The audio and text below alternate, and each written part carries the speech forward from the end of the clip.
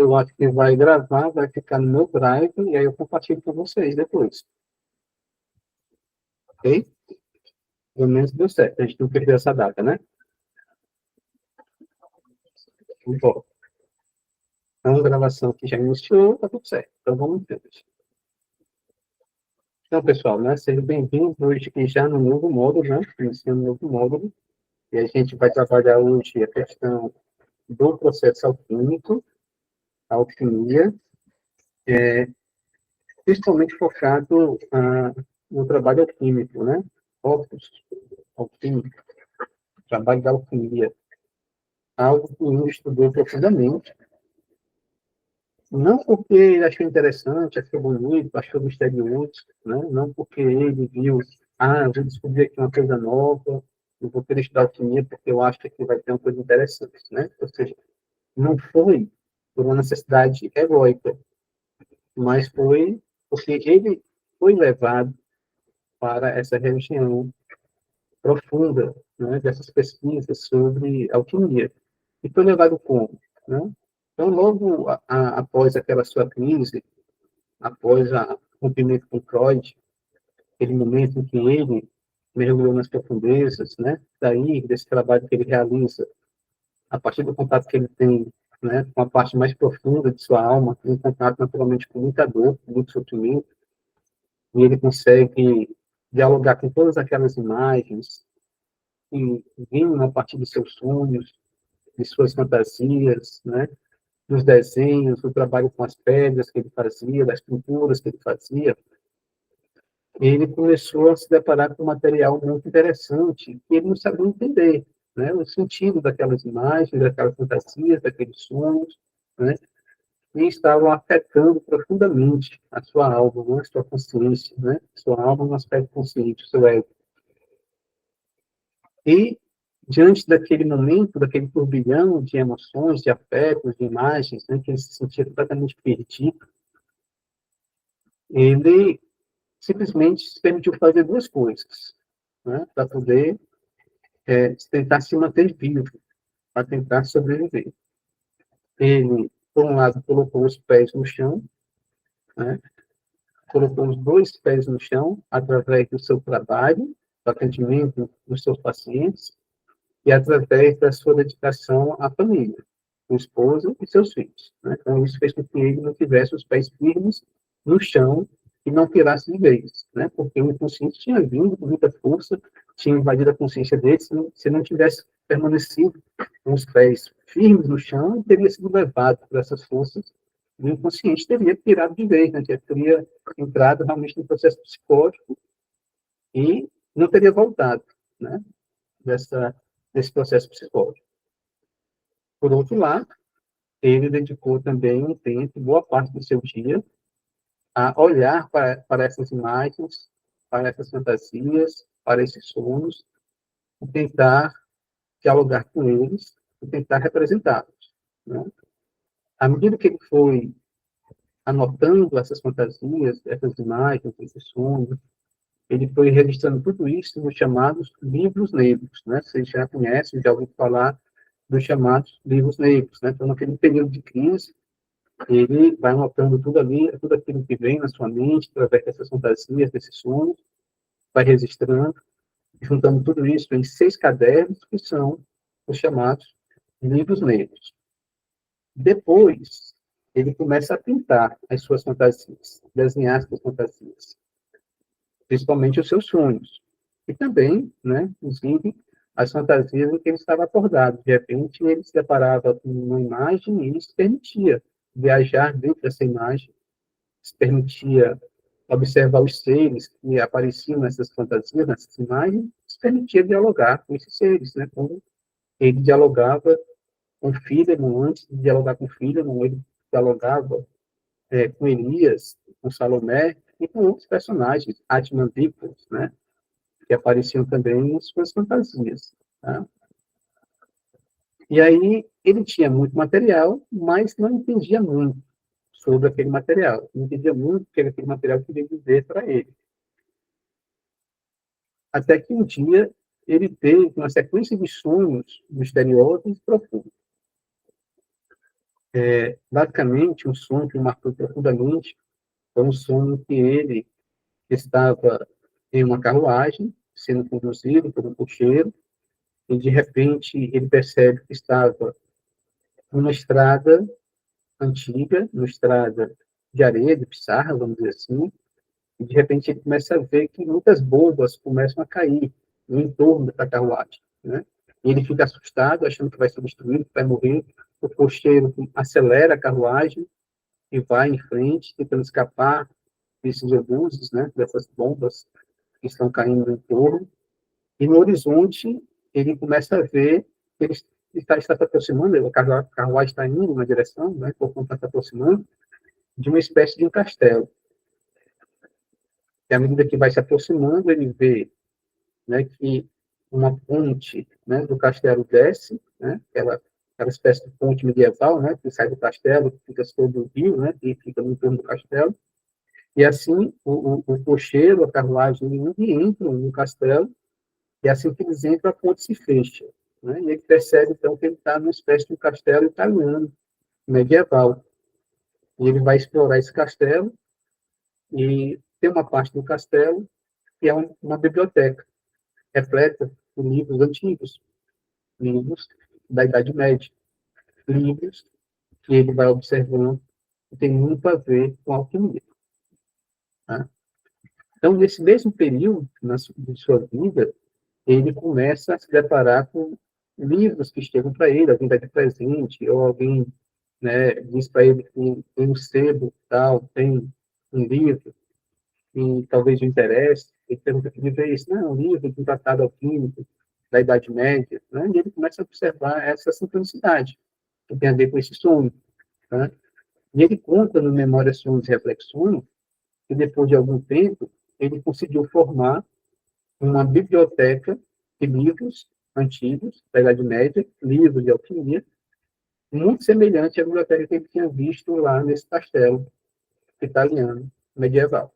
Né? Então, ele foi conduzido, né, por suas fantasias, por seus sonhos, pela sincronicidade, para estudar alquimia.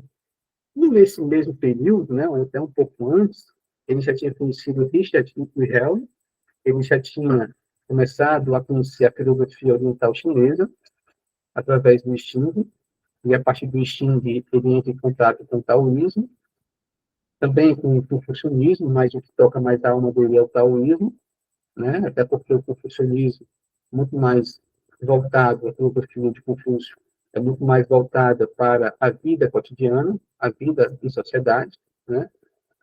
E o taoísmo revela algo mais profundo, né? E o taoísmo é a base da, da alquimia medieval chinesa, é a base do que até hoje se conhece como medicina chinesa, medicina oriental chinesa, é a base de muitas práticas filosóficas, né?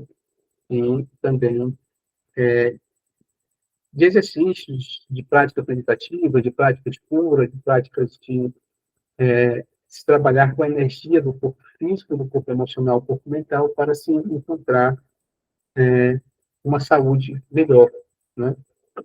Que tem a ver, dentro de uma visão taoísta também, que tem a ver com o equilíbrio, né? Com o equilíbrio dinâmico, com a harmonia do ser na relação que ele vai ter com os outros seres e com a totalidade que o cerca. Pois bem, então eu quero dizer para vocês que ele foi levado, né, para estudar alquimia. E à medida que ele estudava alquimia, assim como ele já tinha estudado um pouco antes o gnosticismo, ele percebeu que ele podia, através da alquimia,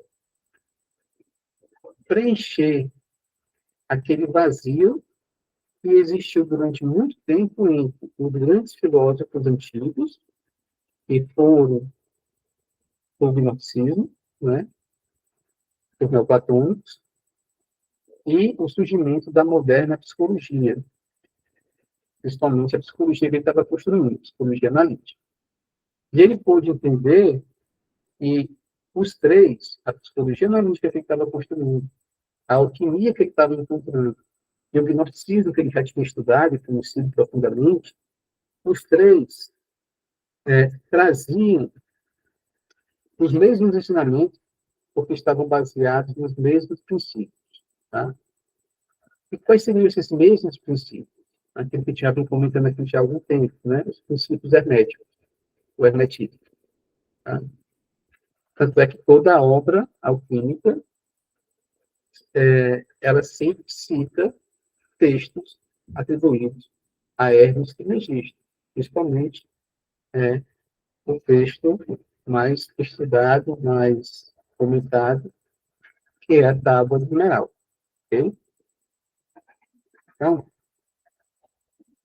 Jung é levado para conhecer a alquimia, foi levado pelo seu inconsciente, né, pelo seu céu, para conhecer a alquimia, e a partir desse momento que ele conhece a alquimia, ele tem acesso a informações valiosíssimas para que ele possa compreender melhor aqueles símbolos que ele estava entrando em contato, e a partir disso ele pôde teorizar sobre todo esse processo psíquico e construir a sua teoria junguiana. Então, não tem como a gente entender psicologia analítica sem a gente estudar alquimia.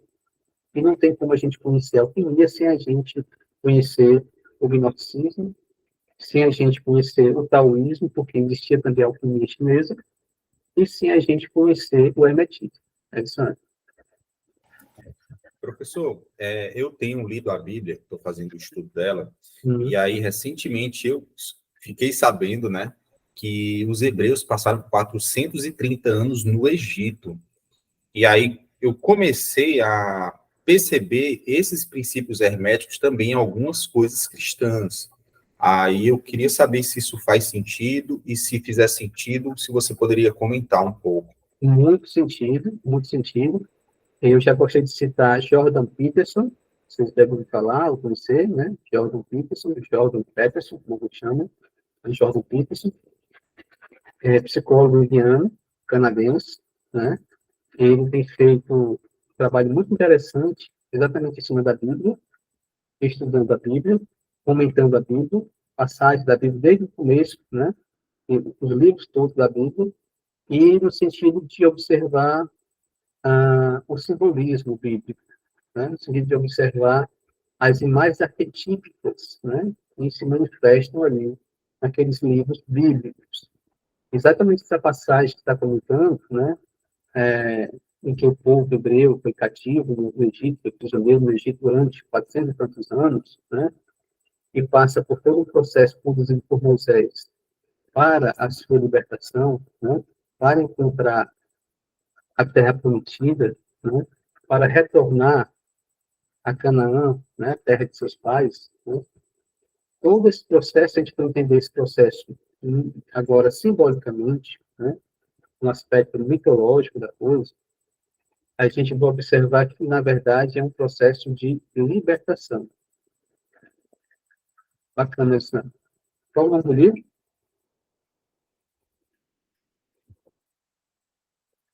Sobre Egito e esse livro que você encontrou? Sobre a Bíblia e o Egito. Qual o nome desse livro?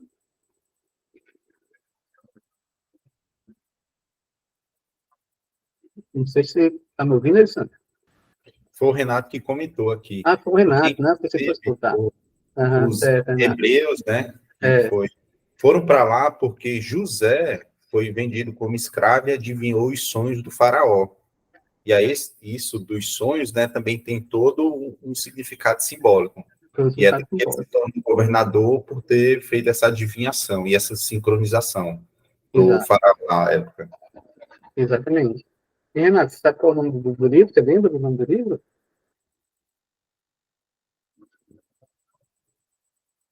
Acho que não, né, Renato? Vamos adiante. Qualquer coisa que eu coloco o nome do livro aqui que me interessa bastante, viu? Então, visto de forma simbólica, esse processo de libertação, tá?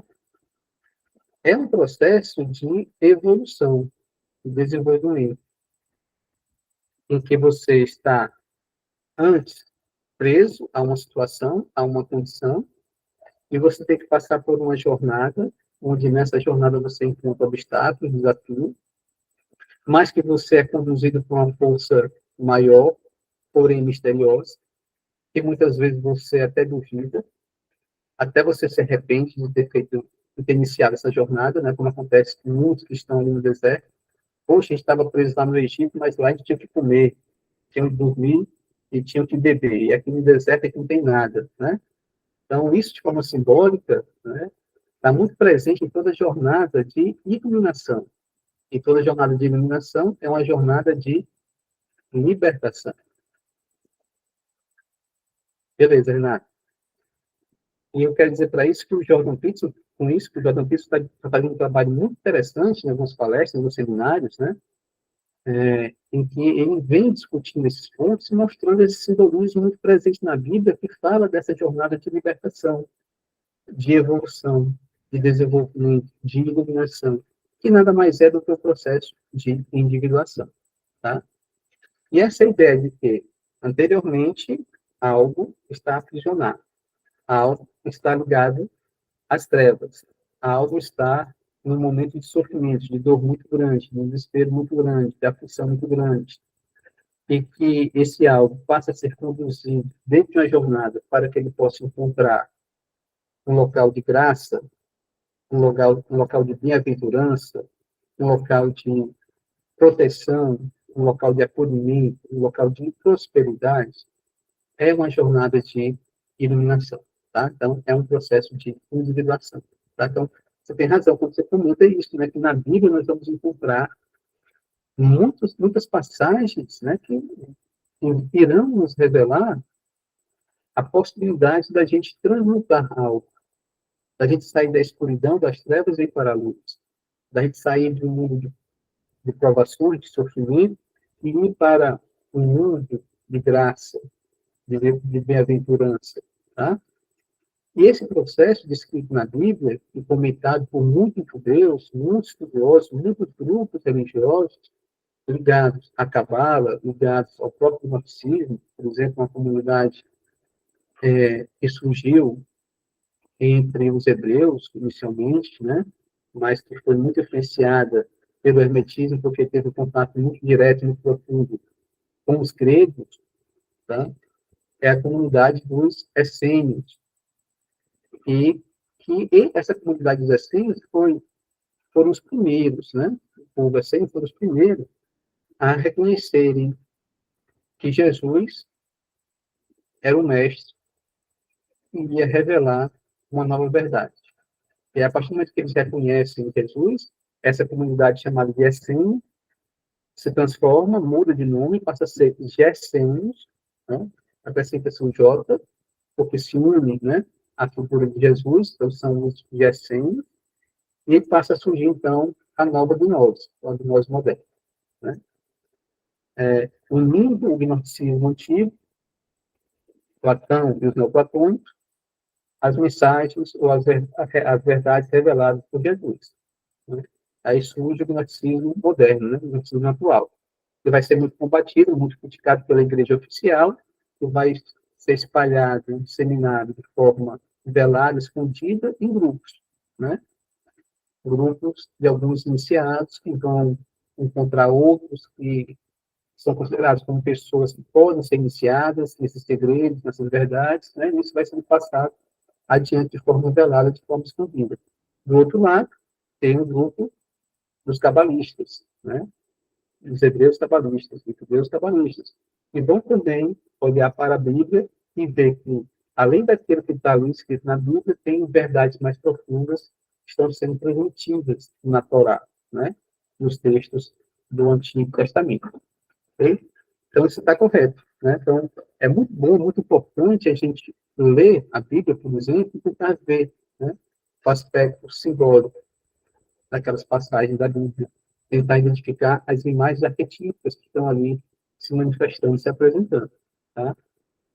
E todas elas, né, mesmo que você pegue a Bíblia, ou que você pegue o Tao Te Ching, né, ou que você pegue os Upanishads, Bhagavad Gita, ou qualquer outra obra da alquimia, vocês vão observar que aparentemente são diferentes, né, falam de coisas diferentes, aparentemente, narram histórias com personagens diferentes, com situações diferentes, né? Mas existe um modelo, existe um padrão em todas essas histórias. Tá? E esse padrão está presente também nos tratados alquímicos. Qual é esse padrão? é o padrão que aponta para a necessidade e possibilidade de ascensão, de desenvolvimento, de evolução espiritual e psicológica, tá?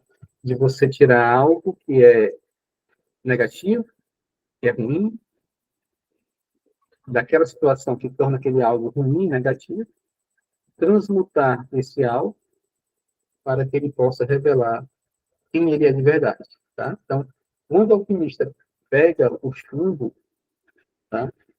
Ele não vê simplesmente um chumbo, tá? Ele vê a essência que está aprisionada naquele chumbo. E ele faz um trabalho alquímico para libertar, para liberar a essência que estava aprisionada naquele chumbo.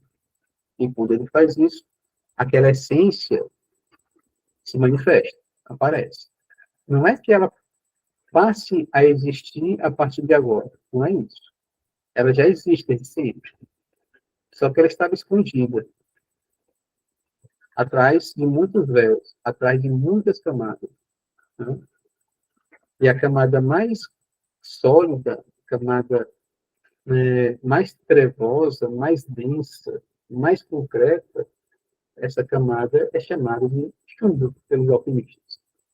Mas também pode ser conhecida como Saturno, pelos alquimistas que trabalhavam com astrologia, né? Então, trabalhando o chumbo, trabalhando Saturno, você pode caminhar na direção do Sol, ou na direção do ouro, ou, em outras palavras, na direção da luz. Esse mesmo ensinamento você encontra no Evangelho de Cristo, né? Em que você reconhece, a partir do Evangelho de Cristo, que existe o Pai, e que existe o caminho para o Pai, e que o caminho para o Pai é revelado por Cristo. Mas Cristo, ao mesmo tempo que é o caminho, é a verdade, é a vida, ele também é o próprio Pai, porque é o Pai, o Filho e o Espírito Santo, né? É a Trindade em um só, né? Na figura de Cristo. E ele ensina que todos nós, que somos criaturas, que somos filhos do Criador, temos também o Pai dentro de nós. Então, nós temos que caminhar na direção do Pai. Exatamente como a parábola do filho pródigo. Nos afastamos do Pai, né? E percebemos que é importante retornarmos para o Pai. Então, esse movimento de retorno para o Pai, para a nossa essência, para quem nós somos de verdade. E esse que é o problema. A gente se perde nas trevas, no sofrimento, na escuridão. Por quê? Porque a gente esquece quem nós somos de verdade. E é através do trabalho com a sombra, com a escuridão, com a dor, com o sofrimento, que a gente passa, então, a se lembrar quem cada um de nós é de verdade.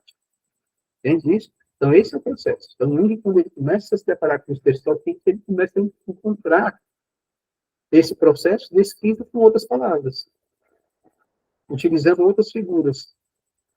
A figura do sal, a figura do mercúrio, a figura do enxofre. É o chumbo, é a prata, é o estano, é o mercúrio, é o ouro, né? É o veneno que vai ser transmutado em um remédio universal. É algo que você vai encontrar que vai ser transmutado para ser o elixir da vida eterna. E a ideia básica dos alquimistas era que o espírito estava cativo, prisioneiro na matéria. Exatamente como o povo hebreu estava prisioneiro no Egito Antigo, né? Então, esse povo hebreu passa por uma jornada conduzidos por Moisés para que ele pudesse sair do cativeiro. Isso equivale à imagem que ele vai trazer, vai trabalhar e vai teorizar como processo de individuação. A nossa consciência verdadeira, quem nós somos de verdade, está presa nas trevas, na escuridão. Mas é possível fazer um trabalho analítico, um trabalho dentro da psicoterapia indiana, para que essa consciência possa entrar numa jornada de autoconhecimento, que vai levar à libertação, que vai levar à ampliação da consciência, e vai fazer com que essa consciência ampliada perceba quem ela é de verdade. Ela percebe, então, que existe algo que é eterno, existe algo que é fugaz, é passageiro. Esse algo que é fugaz, que é passageiro, é o corpo, é a identidade egóica, são as pessoas, são as posses, são os desejos. Esse algo que é eterno é a consciência de que existe, a consciência de que se é. A gente vai dizer que essa jornada de individuação, ela vai acontecer de duas formas. Ou naturalmente dentro da vida, ou de forma artificial dentro do consultório terapêutico. Assim como os alquimistas pensavam. A transformação do veneno em remédio, a transformação do chumbo em ouro, vai ocorrer de duas formas. Ou naturalmente na existência, na vida, só que vai ser um processo muito mais longo, muito mais demorado, até que o chumbo um dia se transforme em ouro, ou de forma artificial, dentro do laboratório, o local onde o alquimista trabalhava, manipulava as substâncias, né, para fazer esse processo de transmutação. E o alquimista, ele trabalhava em dois setores, no laboratório e no oratório. No laboratório, ele colocava em prática o seu conhecimento. No oratório, ele fazia duas coisas. Ele estudava, né? Ele tinha acesso a outras obras, ele refletia sobre esse conhecimento, e mais do que isso, ele orava. O que seria orar? Né? Através da sua imaginação, ele tentava se conectar com algo transcendente, para que esse algo transcendente o iluminasse, revelasse alguns mistérios, através dos chamados arcanos maiores, para que ele pudesse, então, saber como conduzir a sua obra, o seu processo. E assim é também o psicoterapeuta junguiano. Ele trabalha em duas frentes. Ele trabalha no seu consultório e ele trabalha na sua sala, estudando, e quando ele está no grupo, ou numa supervisão, refletindo, discutindo sobre os casos clínicos. Né? Mas, nos dois momentos, tanto no consultório clínico como nos momentos em que ele está estudando ou discutindo o caso clínico, é importante que ele procure se conectar com algo que transcende, que é o self, na teoria junguiana, né? Ou seja, é importante que ele conheça o que ele sabe, o que ele tem, ego, tá? Mas é importante que ele aprenda também a silenciar esse ego para que ele possa sentir algo maior que o transcende e para que, a partir disso, esse algo maior que o transcende possa guiá-lo, possa orientá-lo. Então, o analista junguiano, assim como o alquimista, se coloca como servo, e não como criador, e não como senhor. Essa é uma semelhança muito importante. Assim como Jesus, né? Embora ele soubesse tudo ali, né? Dentro daquela o que nós podemos encontrar no Evangelho, ele se coloca como instrumento, como servo do Pai, né? Ele diz que está ali para servir e não para ser servido, tá? Então, isso é muito importante a gente ter em mente. Essa ideia de que nós somos instrumentos de algo maior, que é o céu. Ok? Então, vamos aqui adiante, gente. O nosso objetivo de hoje é a gente introduzir um estudo aprofundado sobre a relação entre alquimia e psicologia analítica e apresentar as bases da alquimia, sua origem, pressupostos, visão do mundo e principais autores, né, para que a gente possa entender qual é a origem da alquimia e o que ela pode nos ensinar. Tá? Como referência bibliográfica, além das obras do Jung, né, vocês podem ter acesso a alguns livros interessantes do Jung, mais focados sobre o trabalho com alquimia, são eles: Estudos Alquímicos, Psicologia Analítica e Alquimia, Os Arquétipos do Inconsciente Coletivo, Mistério com Núcleos, e também A Aberração análise dos sonhos e transferência. Tá? Então, vocês pegando essas obras do livro que eu citei para vocês, vocês vão ter um bom conhecimento de alquimia a partir do Jung. Tá?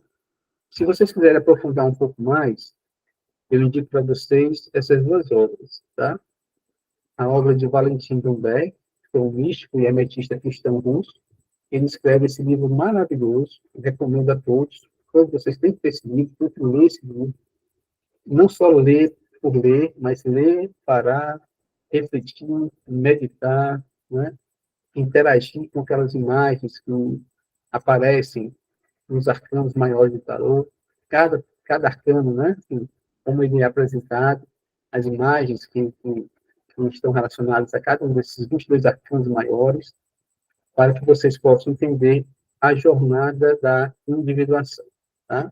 Só que já fazendo aqui um pequeno resumo, imagine né, o arcano 0, né, ou alguns tarôs estão colocados como o arcano 22, ou o arcano 1, mais de forma esotérica, conhecido como arcano 0, o louco. Ele é quem faz a jornada.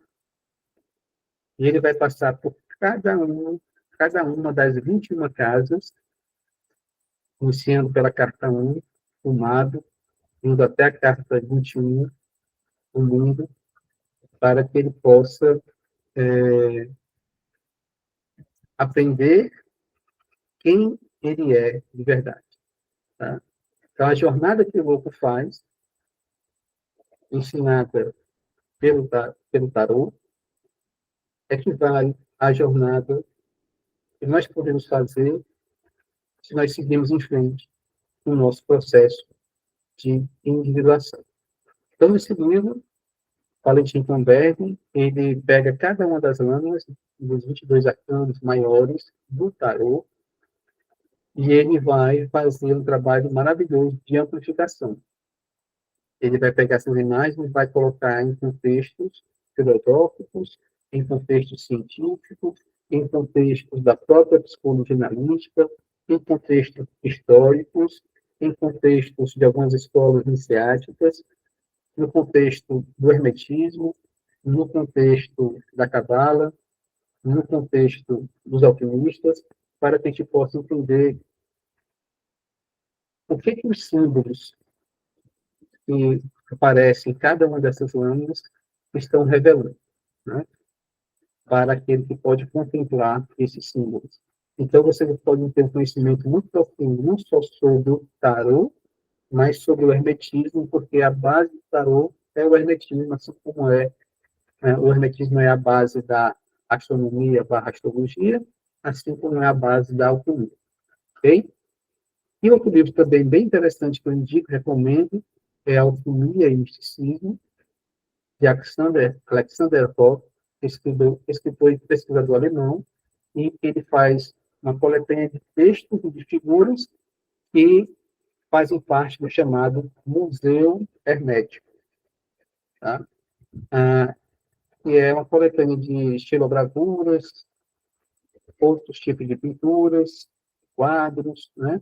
Com textos comentando essas estilogravuras, essas pinturas, esses quadros, e todos eles são textos e pinturas que trazem um ensinamento ligado à alquimia e que trazem um ensinamento ligado ao hermetismo. Okay?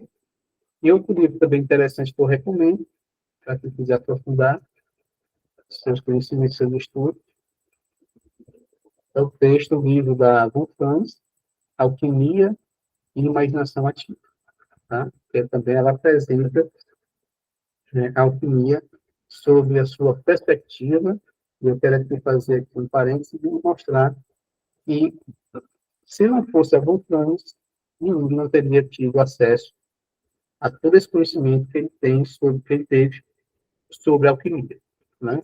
Tanto é que quando o Von Franz chega na vida dele, ela tinha por volta de 18 anos de idade, ela estava saindo da faculdade, ela tinha feito faculdade de letras, literatura antiga, principalmente literatura grega, né?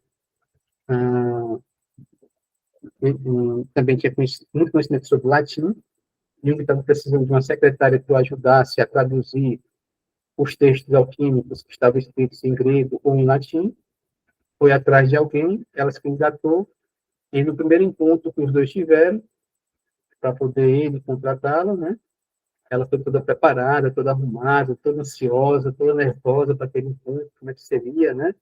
E Jung tinha marcado esse encontro lá na sua casa de campo, né? Lá em Bom Engenho, na torre, né?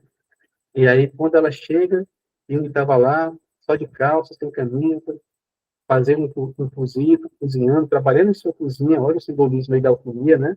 Trabalhando no fogão, na sua alquimia, fazendo as misturas, né? Fazendo um ensopado. E quando ela vê aquele homem, já com seus quase 60 anos, tinha 50 e tantos anos de idade, né? Meio que despenteado, suado, meio que sujo, cozinhando, ela tem uma impressão negativa daquele homem, né? Tanto é que ela não consegue, né, associar aquela imagem à figura do grande psiquiatra ao Estados Unidos. E ela fica ali um pouco apreensiva, né? Jung vai quebrando aquele gelo, vai conversando, vai tentando lutar com ela. Jung começa a contar casos clínicos, né? E resolve também contar o caso de uma paciente e ele está muito interessado nessa paciente, porque cada sessão a paciente narra as suas viagens à Lua, né? E Jung me diz para a que está muito interessado porque ele está muito curioso em conhecer a Lua, em saber os menores detalhes da Lua, né?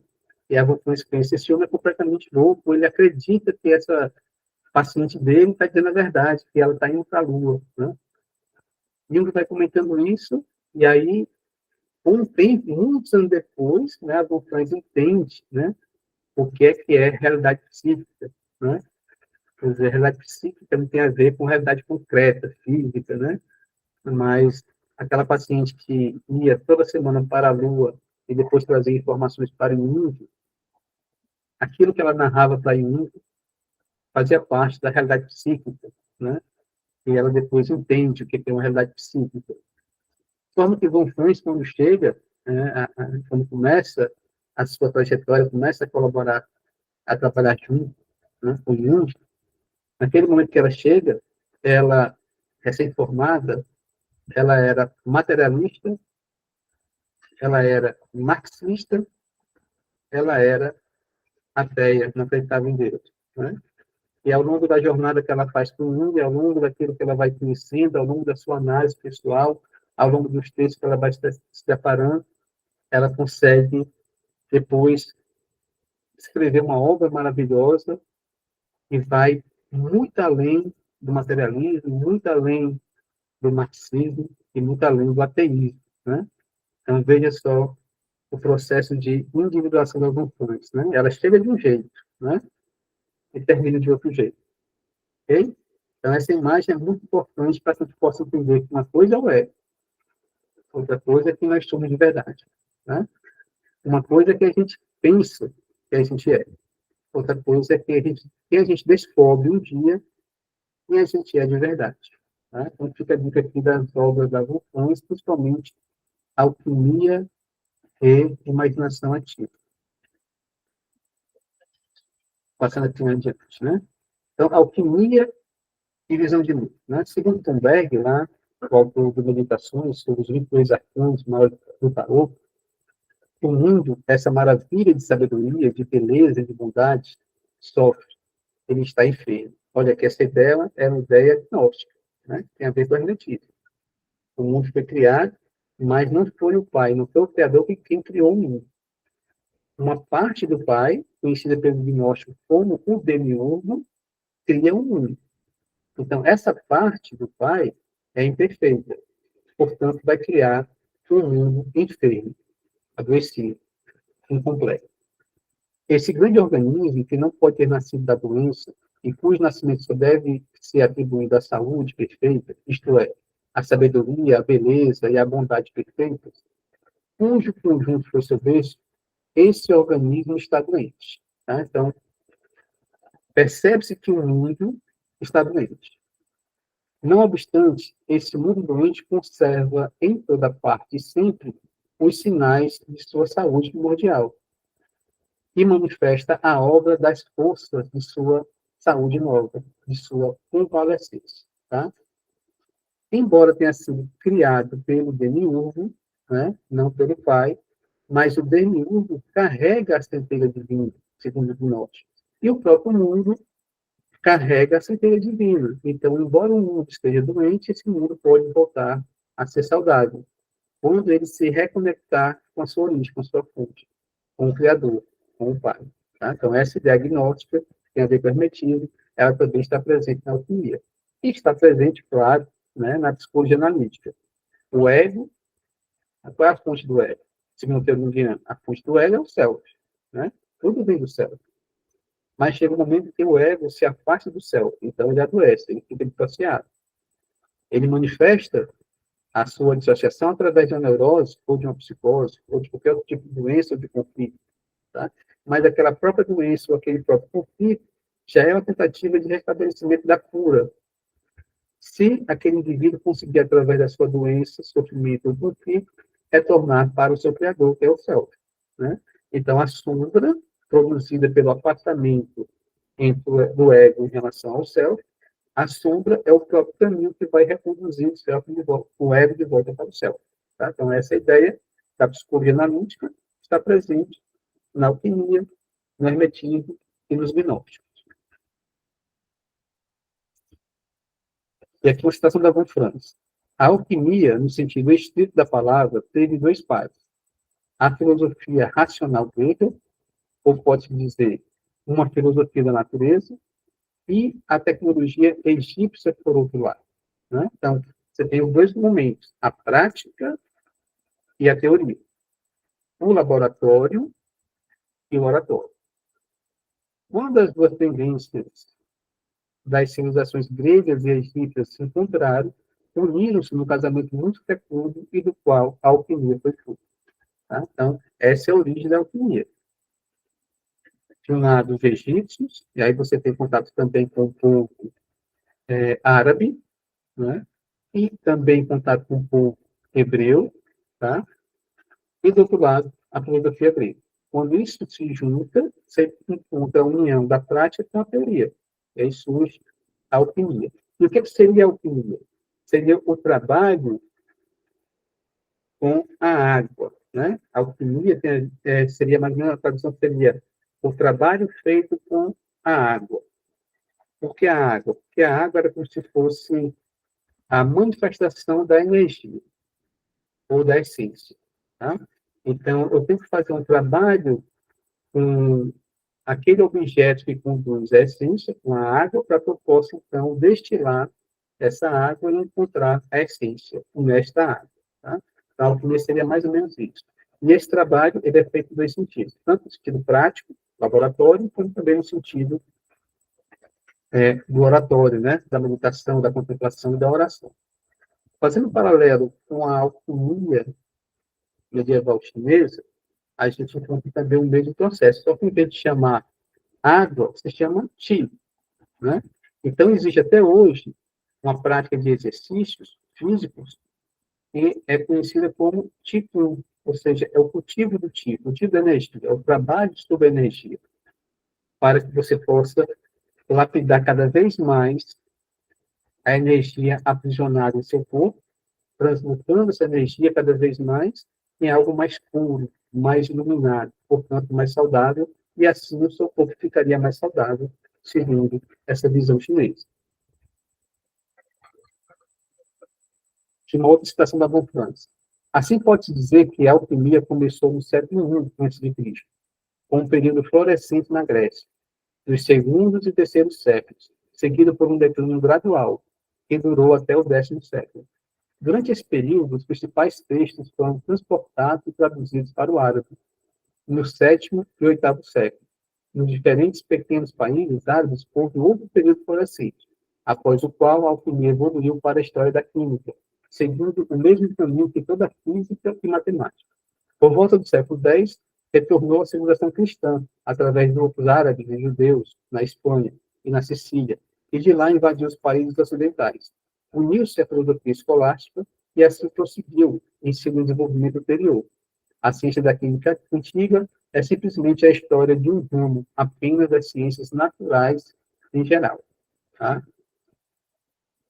O berço da alquimia, né, ou seja, o local do matrimônio, né, do casamento entre a cultura egípcia e a cultura grega, né, foi exatamente a cidade de Alexandria. Aí, segundo Hobbes, aqui, no antigo centro da cultura universalista grega e solo egípcio, constituída por uma amálgama de povos de várias raças, por colonos gregos e romanos, por egípcios e judeus, convergiram nos primeiros séculos da era cristã as linhas de todas as disciplinas individuais que formam o complexo da filosofia hermética: alquimia, magia astral e cabala. Então, onde estudar alquimia? Né? Onde a gente pode aprofundar nossos estudos sobre alquimia? No passado, se buscava estudar alquimia nos tratados alquímicos, na coletânea das pinturas, das xilogravuras, né, que traziam ensinamentos alquímicos. Essa coletânea é chamada de Museu Hermético. E também, já no passado, aí já mais na Idade Média, nas escolas iniciáticas, principalmente nos Rosacruzes, né, na Rosa Cruz. E também nos gnósticos, tá? Sempre respeitando a hierarquia entre um mestre iniciado e seu discípulo, no qual o mestre ensina ao seu discípulo um método para se chegar à verdade. Como se baseia no hermetismo, isso é muito importante. Existe a verdade absoluta, que pertence ao Pai, que pertence ao Criador, que pertence à unidade e à totalidade. Nós somos partículas que nos afastamos dessa totalidade, do Criador. Mas existe um caminho de retorno, ou possíveis caminhos de retorno para essa totalidade.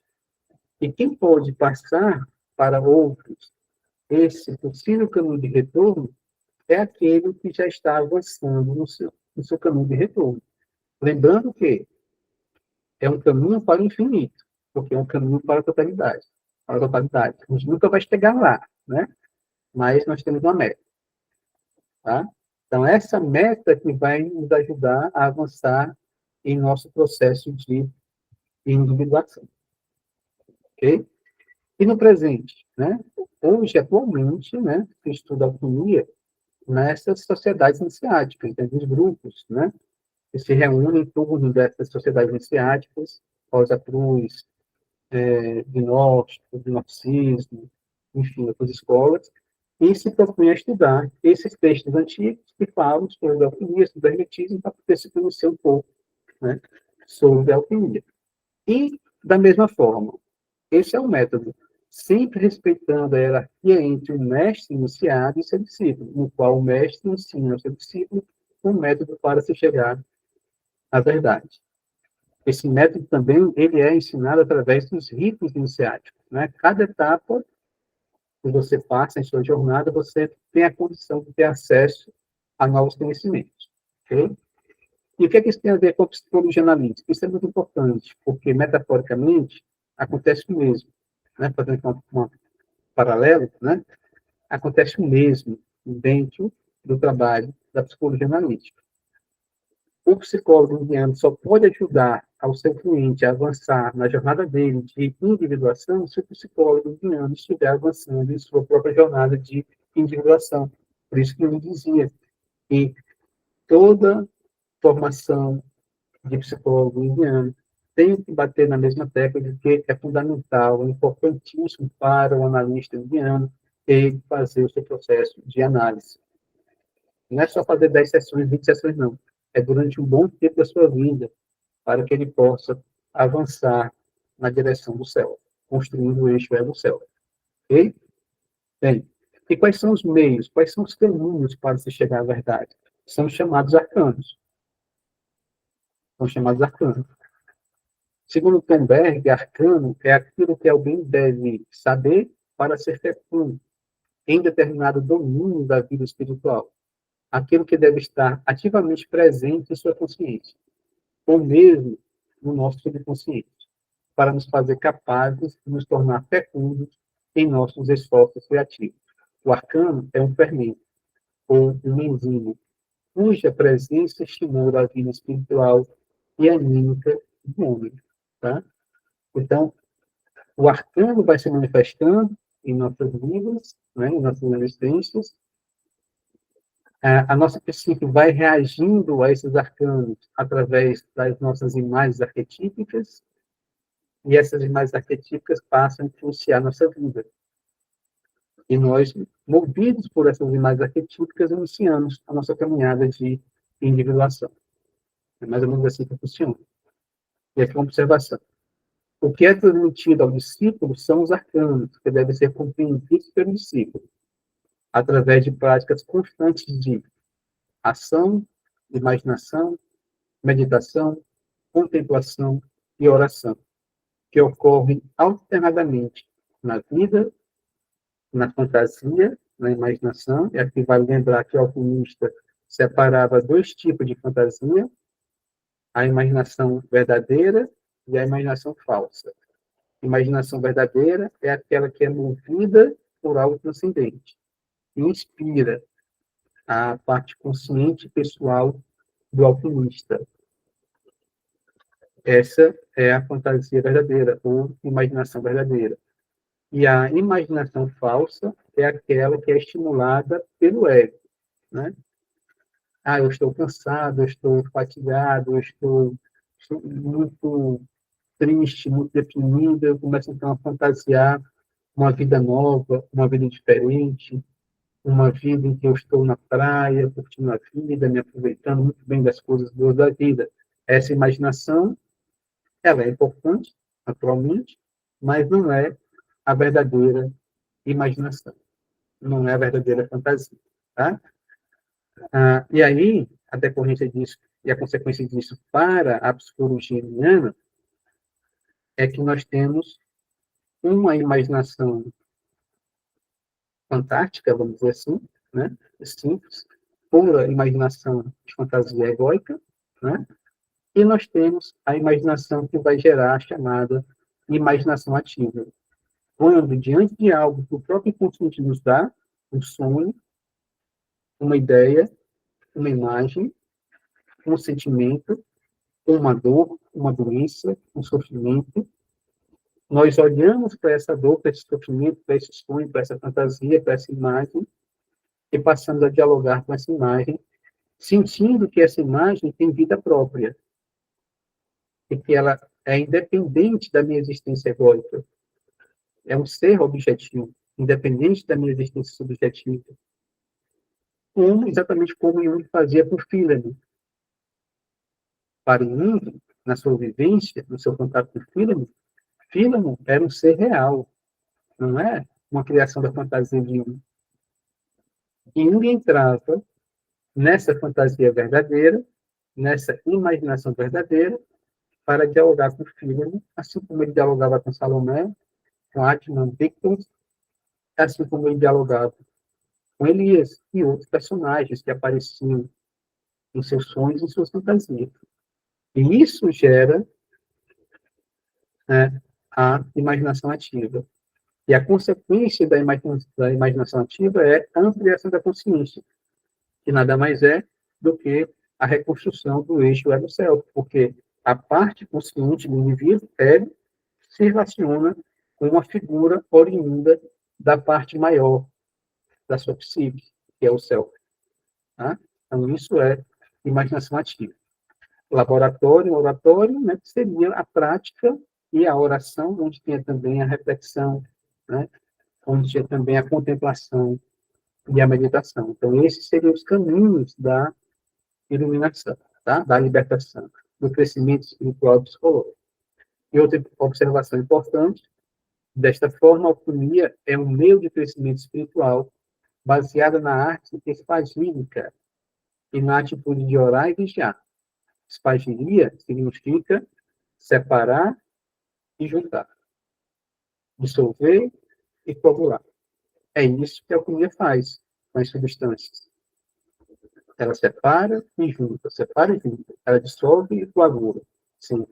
E é isso que o psicólogo junguiano faz no consultório analítico. Ele faz a análise redutiva, separando tudo, né? para poder encontrar a origem de alguma coisa, e ele trabalha com um método sintético construtivo, juntando tudo em torno do ponto central, que é o self. Né? Esse é o nosso trabalho. Tá? Então, dentro dessa visão, todos podemos ser adeptos, discípulos e mestres. E aí nessa visão mais profunda, o mestre que tem vários discípulos, esse mestre também é um discípulo de um outro mestre maior. E assim por diante. Okay? Toda alquimia, como vocês já sabem, é baseada no hermetismo. Nós podemos encontrar a essência do hermetismo na tábua de esmeralda, que revela para nós os 12 arcanos, ou também conhecido como as 12 teses da tábua de esmeralda. Então, quais são essas 12 teses? A primeira tese, na verdade, sem dúvidas, sem certeza, primeira tese. Ou seja, existe uma verdade absoluta. Segunda tese, o que está embaixo assemelha-se ao que está em cima, e o que está em cima ao que está embaixo, para realizar os prodígios do Uno. Tudo vem do Uno. Né? E esse Uno, ele se divide em vários planos. Planos mais sutis, planos mais densos, planos superiores, planos inferiores. Mas o que está em um plano se assemelha ao que está no plano superior ou inferior, e assim por diante. Segunda tese. Terceira tese. E como todas as coisas emanam do Uno, da meditação do Uno, assim também todas as coisas nasceram desse Uno por adaptação. Tá? Então, isso quer dizer o quê? Que é a fonte de tudo. A unidade, a totalidade, é a fonte de tudo. E tudo que existe, existe dentro dessa grande mente universal. Na teoria junguiana, é o self. Tá? Então, o self, ele é o organizador e o criador de tudo. Tudo que existe, existe a partir do self. Ego e sombra são irmãos, porque são filhos do mesmo pai, que é o self. Okay? E essa unidade, essa totalidade, ou o self visto como a totalidade, ele tem dois polos, o polo positivo e o polo negativo. O polo ligado ao Sol e o polo ligado à Lua. O polo ligado ao pai e o polo ligado à mãe. Em outras palavras, o polo ligado ao masculino e o polo ligado ao feminino. Em outras palavras, o polo ligado à ação e o polo ligado à passividade, ou à reação, né? O polo ligado ao Criador e o polo ligado à criatura. Em outras palavras, o polo ligado à consciência e o polo ligado ao inconsciente. Tá? De forma que a consciência ela pode ser masculina em um certo momento, pode ser ativa, mas em outro momento a consciência pode ser reativa, portanto feminina. O mesmo ocorre com o inconsciente. O inconsciente pode, em um certo momento, ser ativo, ele está influenciando a consciência, está invadindo a consciência, ele pode, em outro momento, ser reativo ou passivo. Ele está reagindo a uma atitude da consciência.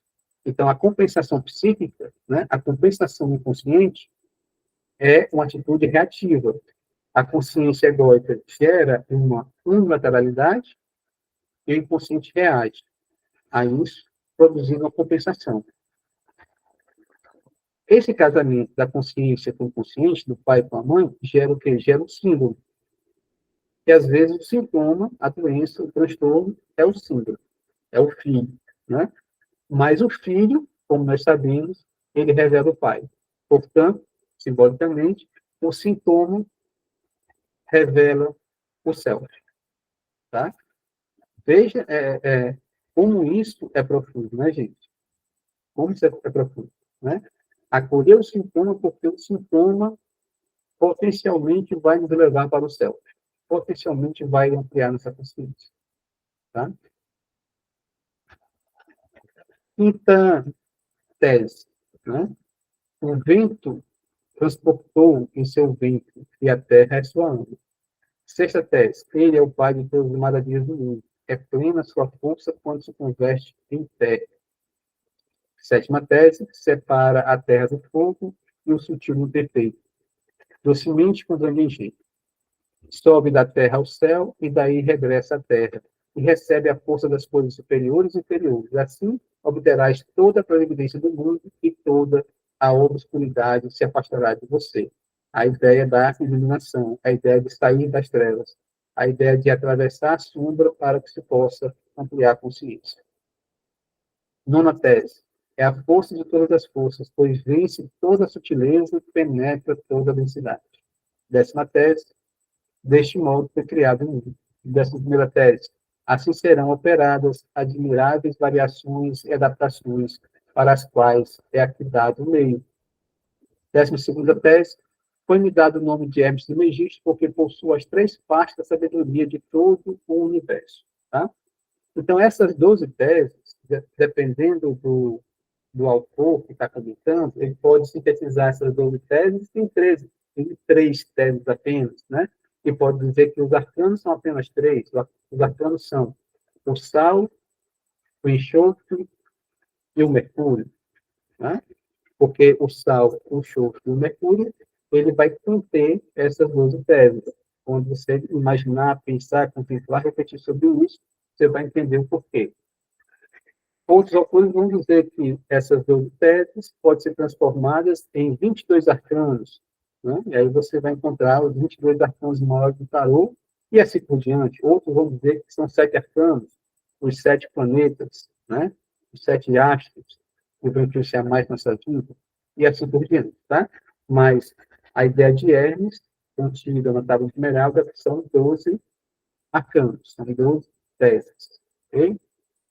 Quem é ou quem foi Hermes Trismegisto? Não se sabe realmente ao certo quem foi Hermes Trismegisto, né? Se realmente foi um personagem que existiu, de fato, historicamente, ou se é um personagem mitológico, né? Mas o que se sabe é que ele é o 3 vezes iniciado, porque ele é iniciado na magia, no sacerdócio e no conhecimento. Então, em outras palavras, ele domina a ciência e a filosofia, conhecimento, ele domina a religião, sacerdócio, né?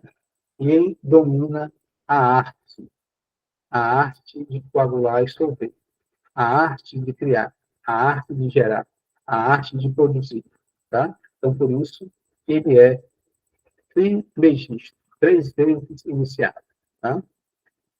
Ele também é aquele que porta esse conhecimento profundo de magia, sacerdócio, ciência e filosofia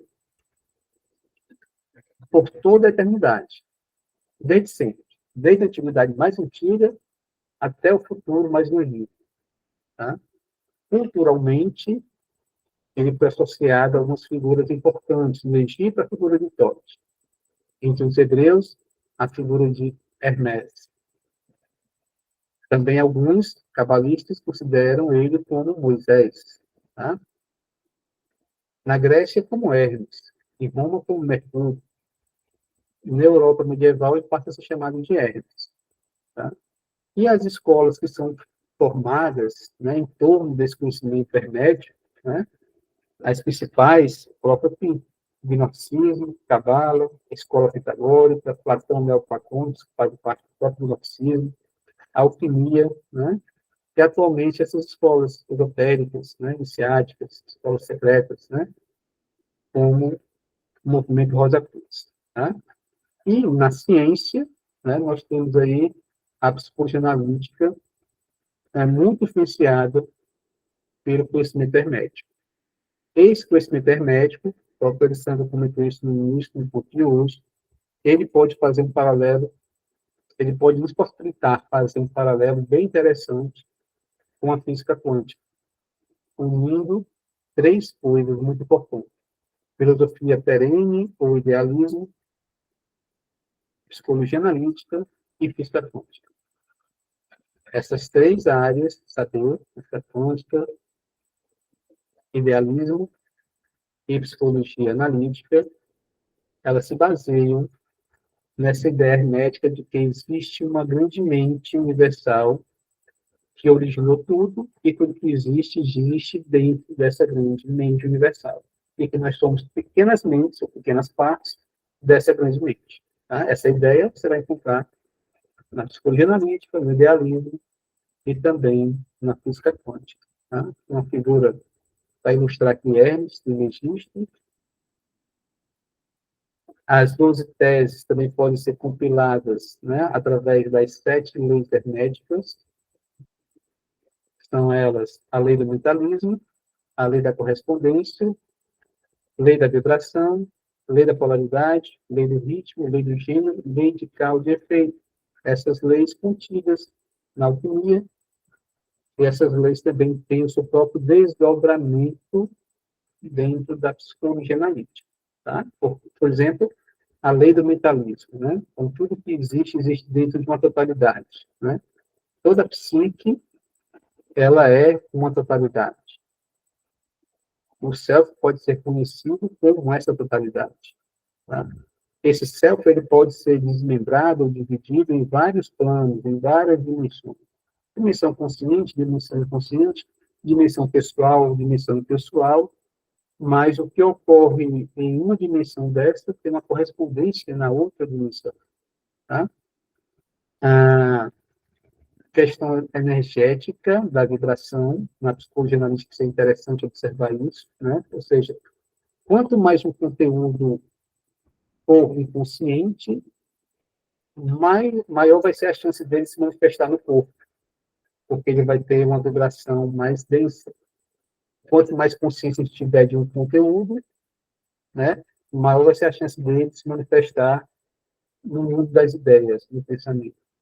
Um pouco menos densa, mas não muito densa, maior vai ser a chance de a gente sentir esse conteúdo no plano emocional, no afeto, que vai ter uma repercussão, inclusive, física, e assim por diante.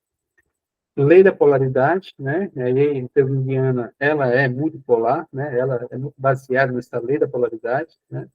Então, existe a consciência e o inconsciente, o pessoal e o impessoal, e assim por diante. Lei do ritmo, né? A gente pode ver isso muito bem no movimento energético, na dinâmica da libido, né? A progressão da libido e depois a regressão da libido, né?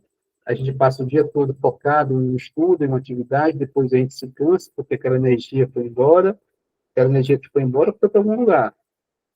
Ela regrediu para o inconsciente. E lá no inconsciente, ela vai ativar conteúdos esquecidos, produzindo assim os sonhos. E, novamente, aquela energia flui, né, para a nossa consciência através do sonho. Então, tem esse ritmo de ida e vinda, sempre constante, né, da energia. A energia nunca está parada.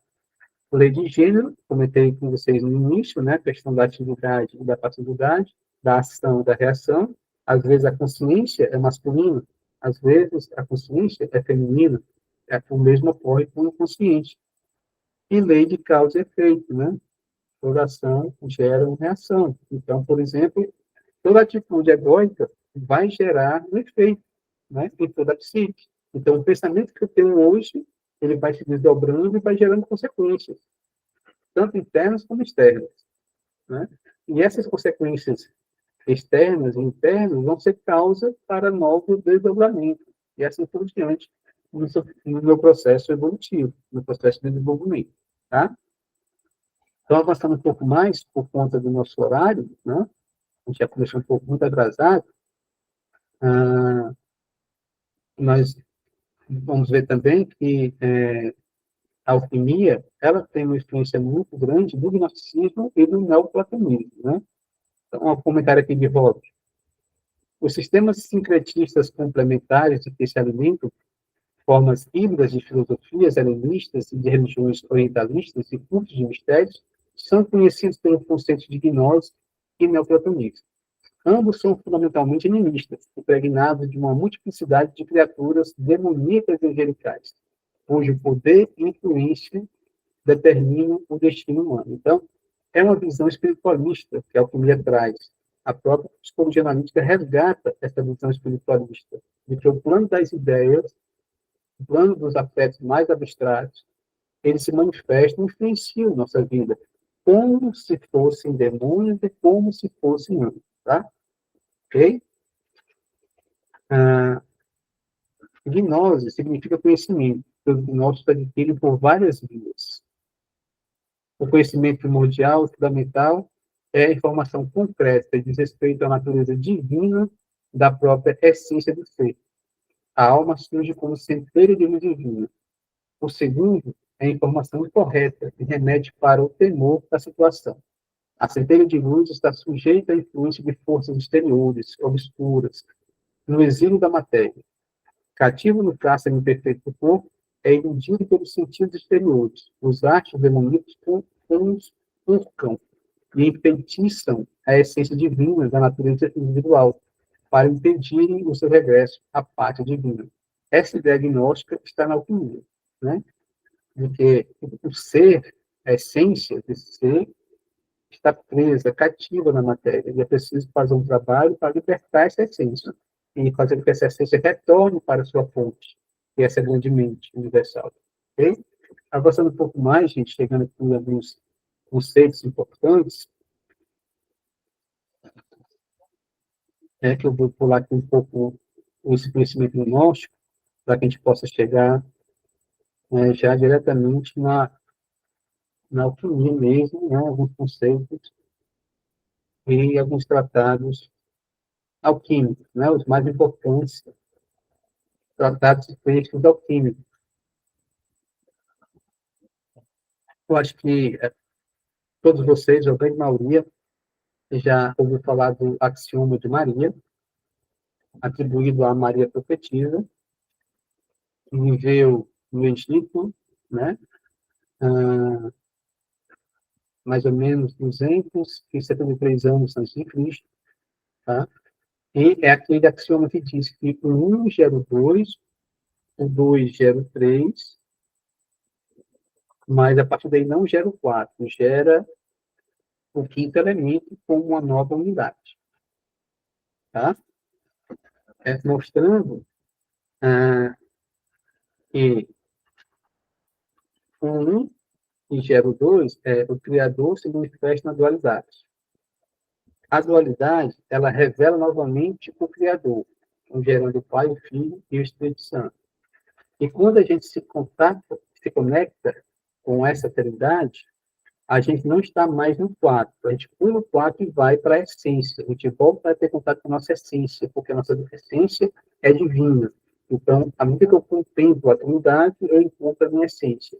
Ou seja, eu não estou na matéria, que é o 4. Eu não estou preso na matéria, mas eu estou ligado a uma consciência ampliada, que é apresentada pelo número 5. Tá? Então, e isso na teoria indiana é importante porque isso vem dentro da psicologia indiana. Como, por exemplo, a Wolfgang e o próprio comentam que a gente não pode trabalhar a função inferior de forma direta. Por quê? Porque a função inferior, ela é a função número 4, né? Ou seja, eu trabalho de forma direta a função primeira, por isso que ela é a primeira, ela é mais desenvolvida. Depois eu trabalho a segunda auxiliar, depois eu trabalho de forma consciente e egóica a terceira auxiliar, mas a quarta função se manifesta como se fosse uma nova unidade, porque ela revela o grandioso, ela revela a sombra, e a partir da sombra eu tenho contato com o céu.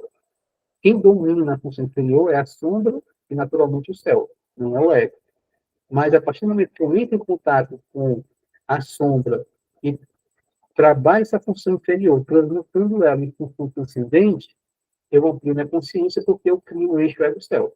Tá? Então, isso é a implicação desse teorema, desse axioma de Maria, na teoria indiana. Outro autor importante que me cita muito, né? Zósimo, de Panópolis, também viveu no Egito, estava no século III, século IV, e aí tem aqueles comentários de Jung sobre as visões de Zósimo, né? Vocês podem encontrar isso, não tiver enganado, nos estudos alquímicos. Albertus Magnus, viveu na Baviera, 1793 a 1280, escreve Teatro Químico, né?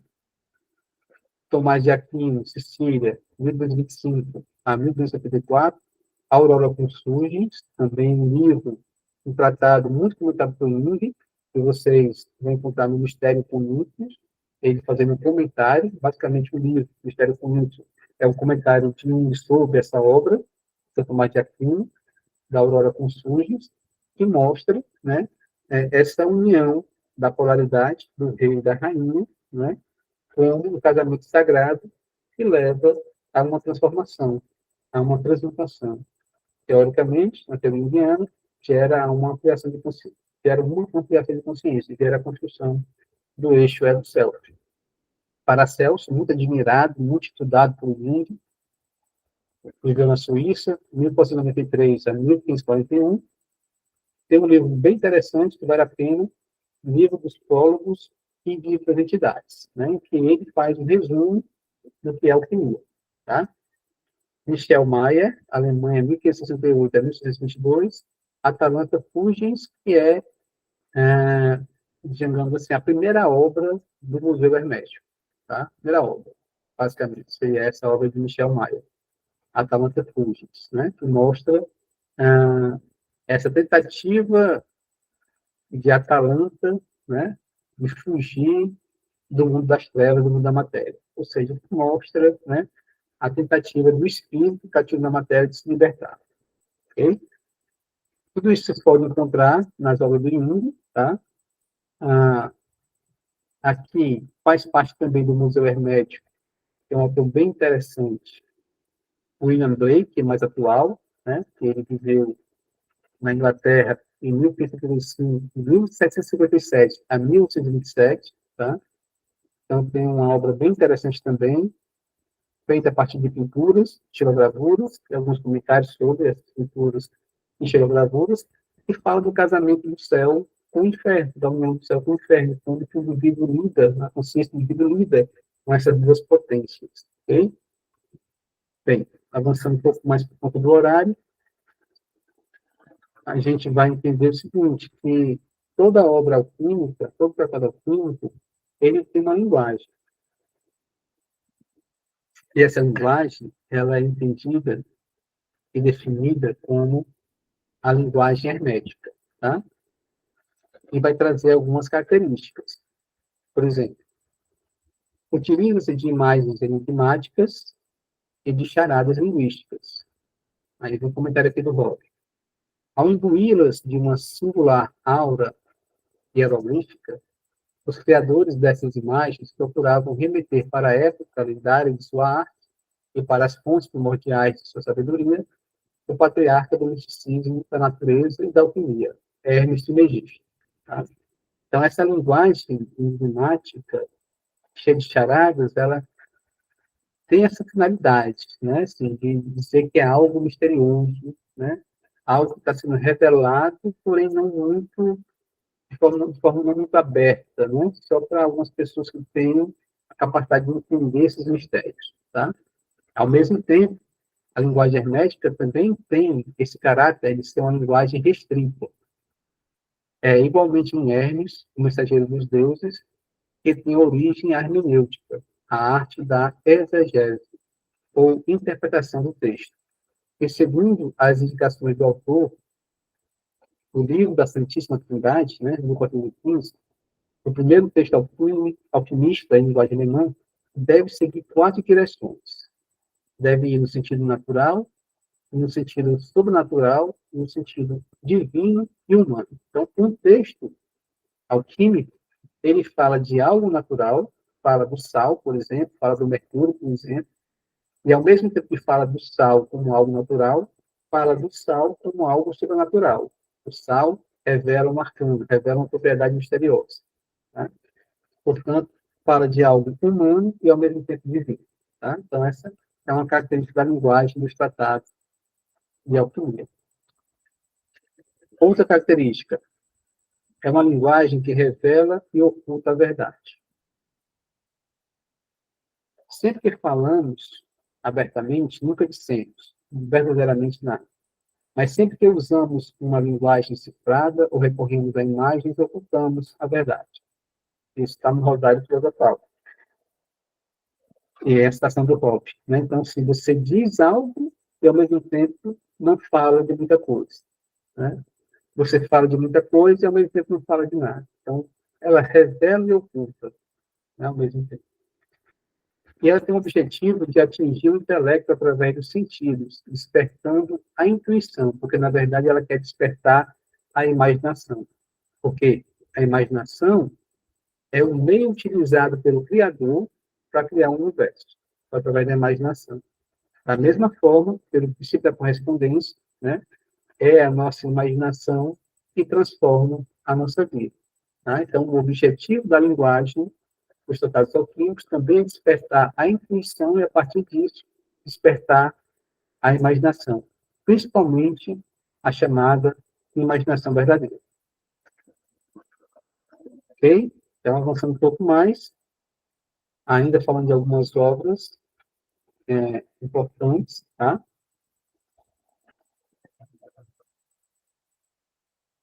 O Rosário Filosofal, um livro mudo, tá? Que muitos conhecem também o autor, né?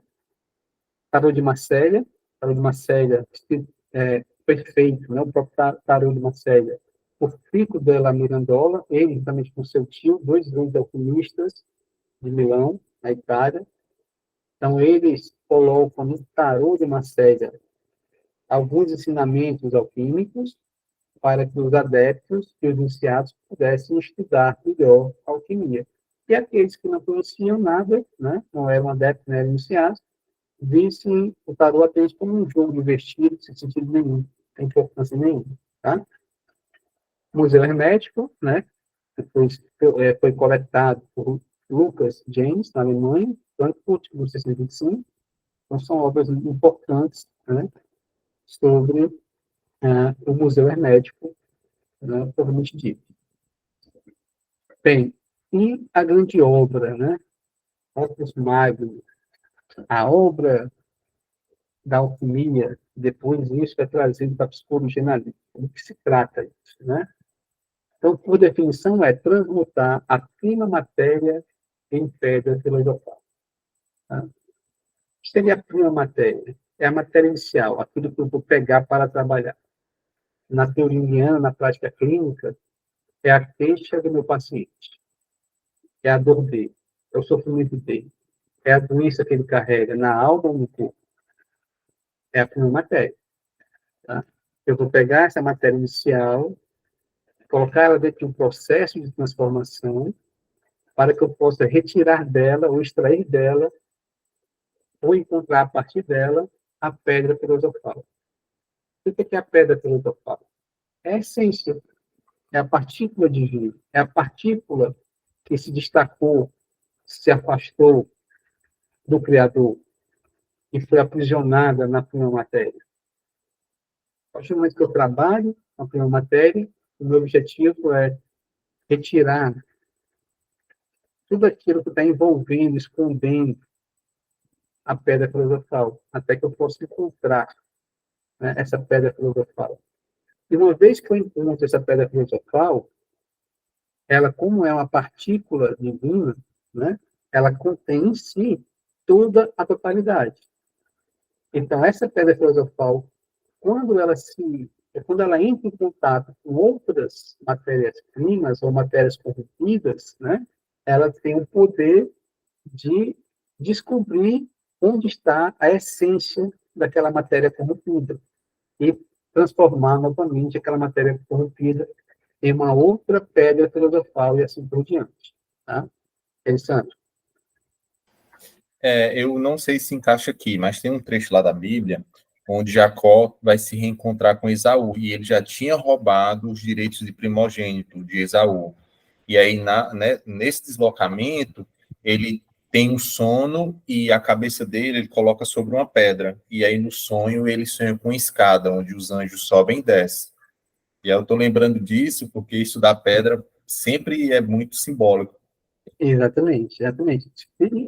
Pensando no símbolo de santo, né? Assim, quando ele entra em contato com a pedra, coloca a sua cabeça sobre a pedra, né? Essa união gera um filho. O filho é a escada, né? E esse filho conduz ao Pai, aos anjos, né? Ao Criador Supremo. Então, simbolicamente, a gente pode entender exatamente assim mesmo, né? Como entrar em contato com a pedra, mas a partir desse contato com essa pedra, que é algo, simplesmente uma pedra, não serve para nada, né? Mas ali contém a possibilidade de você transcender, de você subir pela escada. A taça como símbolo da pedra filosofal. Bem, bem interessante, Renata. Aí a gente vai pegar no Santo Graal, né? Santo Graal. Algo muito importante, né? Na história dos cristãos. na história de Jesus, Santa Ceia, né?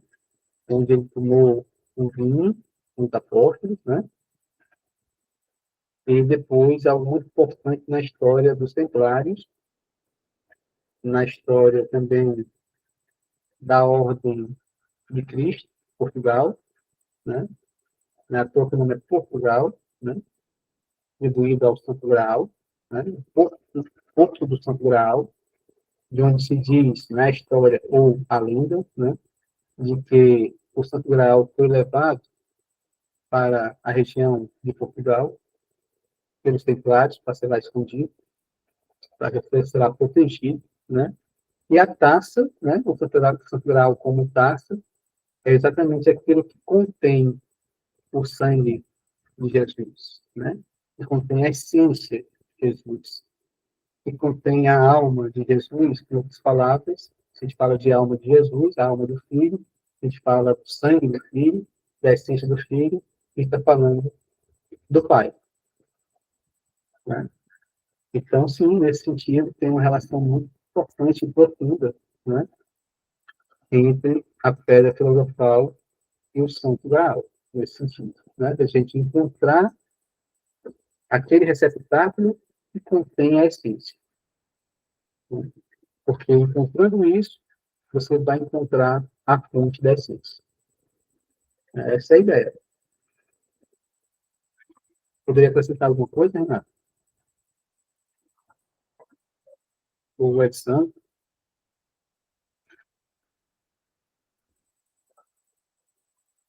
Renato, poderia acrescentar alguma coisa, ou comentar mais alguma coisa? Professor, Renato? eu queria te fazer uma pergunta.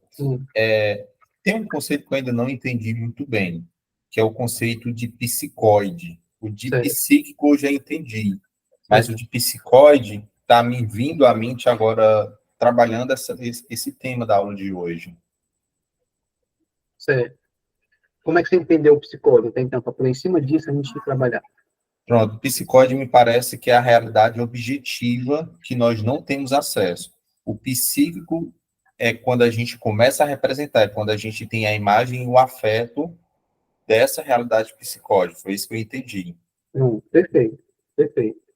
E essa realidade objetiva, ela também pode ser conhecida e compreendida como uma realidade transcendente. Por quê? Porque ela estaria naquilo que a gente poderia chamar de espírito ou naquilo que a gente poderia chamar de matéria. Tá?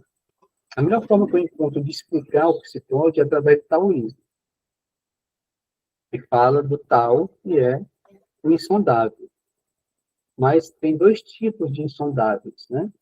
O insondável que se pode sondar e o insondável que não se pode sondar, tá?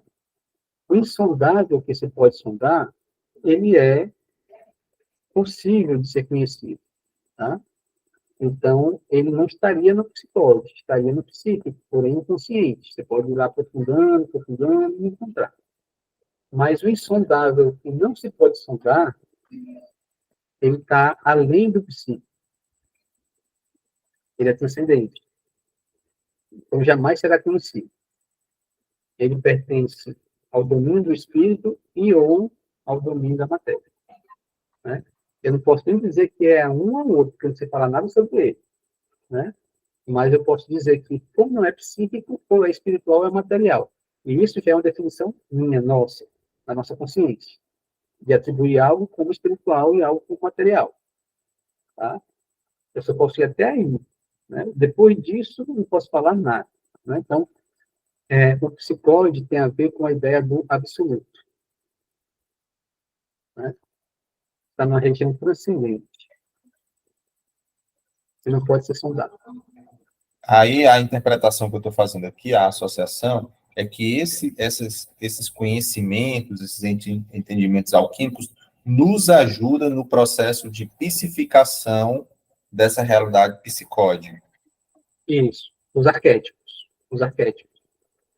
Porque o arquétipo, né, como o próprio ele define lá na natureza da psique, é uma estrutura virtual, né, assim, teórica, né, para que se possa aprender e dá uma representação a tudo que se manifesta, seja de ordem instintiva, seja da ordem do plano das ideias. Tá? Então, o arquétipo apreende aquilo que seria insondável, né? E faz a psiquificação, traduzindo isso que é insondável em figuras, em imagens. E essas imagens vão trazer ideias e vão trazer afeto. Aí eu vou poder me relacionar de forma consciente e pessoal com essas ideias, né? Com esses afetos. Então, eu vou ter um contato com algo que me transcende e vou sentir o efeito luminoso. Eu vou ter consciência desse efeito luminoso. Eu vou ter muito medo, muito pânico, ou eu vou ficar maravilhado com aquilo, que é muito divino, deslumbrante, né? Então, eu vou ter consciência desse efeito luminoso, através daquela imagem. De repente, eu olhei para o céu e vi uma nuvem, ou uma luz, me parecia Nossa Senhora, e isso me tocou profundamente, né? Mas o que está por trás dessa imagem, de uma nuvem, ou uma luz, que apareceu como Nossa Senhora, eu não sei, faz parte do mistério, né? Então, fazendo a comparação, trazendo para a metáfora cristã, faz parte do mistério, né? Então, o psicóide faz parte do mistério. E aí, pelo que eu estou entendendo, a alquimia é também o estudo dessas representações que causam afetos na gente, desse luminoso. Isso, também é. Também é. No sentido de que o alquimista, ele faz aquele trabalho todo, ele gasta a fortuna toda que ele tem, né, para construir o seu laboratório, para comprar livros, né, para passar horas e horas do seu dia, da sua vida, né, tentando produzir o remédio, tentando produzir o ouro. Não é porque ele está em busca disso, de ouro, de remédio, mas porque ele está em busca de algo que está para além desse ouro, desse remédio. O ouro, o remédio, revela esse algo maior. Está para além do ouro e do remédio, e da longevidade, da vida longa, né? Revela isso. A pedra filosofal, e voltando para a questão do Renato, a pedra filosofal, ela contém todo esse saber, né?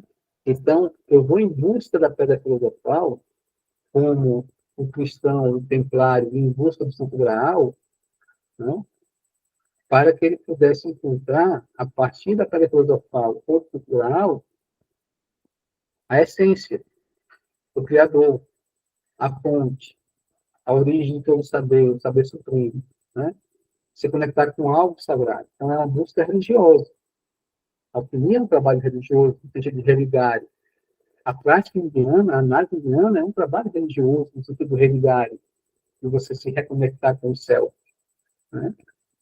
Então, nesse sentido, sim, né? Então, você está em busca desse algo grandioso, transcendental, sublime, porque você sabe que isso é importante, isso é valioso. É muito mais valioso do que todo e qualquer ouro. Por isso que os alquimistas falavam do ouro vil, o ouro metal simples, e o ouro verdadeiro, né? Então, eles não estão em busca do simples ouro metal, né? Riqueza material. Eles estavam em busca do ouro verdadeiro. Tá? Aí, vou tentar conciliar isso aqui com a fala do Renato. Ele colocou, professor, eu queria perguntar ainda se você pode estabelecer alguma ligação entre o símbolo da taça, aquilo que você falou sobre transformar o veneno em cura. É isso, exatamente isso, né? Vamos lá para o Santo Grau novamente, né? Que contém o sangue de Cristo, ou o vinho, né? Que foi celebrado na última ceia, quinta-feira à noite. Depois começa toda a paixão de Cristo. Tá? A paixão de Cristo é você transmutar as trevas em luz. É um trabalho de sofrimento, de dor, onde você vai ter que se deparar com forças trevosas muito intensas. Quais são essas forças trevosas muito intensas, segundo o hermetismo? O medo, a ignorância e a superstição. Então, Jesus, em sua paixão, ele é condenado, ele é morto, através da crucificação, por essas três forças. O Estado tem medo de Jesus porque considera ou acredita que ele é um rei, o rei dos judeus. Então, vamos matar Jesus. Né? Os fariseus, através da figura de Caifás, têm uma leitura supersticiosa da Torá. Pega ao pé da letra, né? E movido por essa superstição, diz: não devemos deixar que este homem viva e espalhe a sua palavra. E a multidão, movida pela ignorância, diz: nós queremos que você crucifique Jesus, não Barrabás. Isso aí é um conhecimento hermético, né? É uma interpretação hermética da passagem da Bíblia. Então, essas três forças, né, podem ser chamadas de veneno. Aquilo que nos aprisiona na matéria, nas trevas, na escuridão. Aquilo que apagou aquele que veio para ser a luz do mundo. Né? Mas a história não termina aí, né? Aquele que foi morto, foi crucificado, desceu ao mansão dos mortos, é o mesmo que ressuscita. E quando ele ressuscita, ele mostra que ele venceu a morte. Mas não só a morte, mas também os três instrumentos que nos colocam para baixo, que nos matam. Quais são os três instrumentos, ou três forças, ou três potências que nos colocam para baixo, que nos matam? O medo, a superstição e a ignorância. Né? Então, transmutar o veneno em remédio, transmutar o chumbo em ouro, transmutar algo em pedra filosofal, transmutar algo em elixir para a vida longa, tá? É sair das trevas e caminhar para a luz. Sair da escuridão e se iluminar. É preparar esse processo. Mas esse processo não é feito empurrando as trevas para as trevas. Não é feito combatendo o medo. Tanto é que na passagem da Bíblia, Jesus diz para Pedro: você não sabe quem eu sou? Se eu ou meu Pai quisesse, enviaria legiões de anjos para me proteger. Mas não é esse o momento, diz Jesus para Pedro. Porque o momento é de caminhar para as trevas. Tá? Então, Renato, transmutar algo é você aceitar esse algo, receber esse algo. Se eu quero transmutar as trevas em luz, eu tenho que abraçar as trevas primeiro. E depois jogar luz nas trevas. Para depois transmutar isso em luz. Esse é o processo alquímico. Essa forma de mudar, né? Transmutar algo ruim, venenoso, em um remédio, em cura. Tá? E aí, voltando para a questão do grau, da taça. Né? A taça é aquilo que vai conter. Se eu tenho que abraçar o medo, eu vou ter que conter o medo em alguma coisa. Correto? Se eu vou ter que abraçar as trevas, eu vou ter que abraçar as trevas e contê-la em alguma coisa. A ignorância também em alguma coisa. Então, se eu quero me iluminar, eu tenho que primeiro reconhecer a minha ignorância.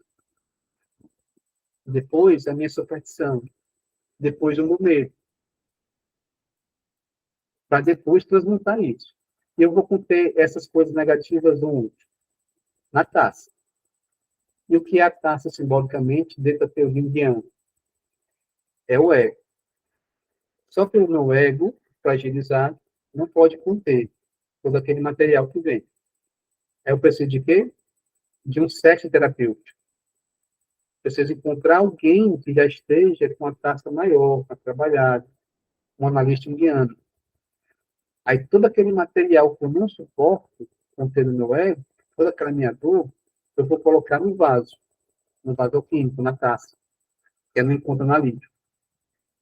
Eu vou colocar através de dor, de revolta, de raiva, de desespero, de sofrimento, de choro, né?